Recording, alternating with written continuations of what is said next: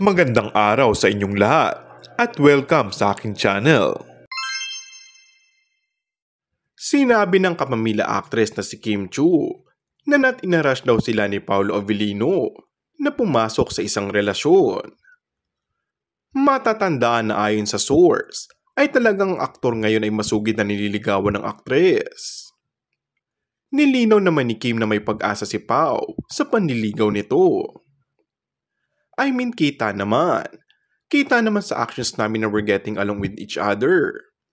Talagang ine-enjoy namin yung company namin. So syempre andun pa rin kami. Dun sa stage na getting to know. Sabi nito. Dagdag pa ng aktres.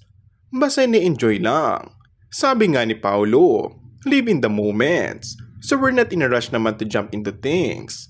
Basta kami, nag-e-enjoy lang kami. Importante is masaya lang kami.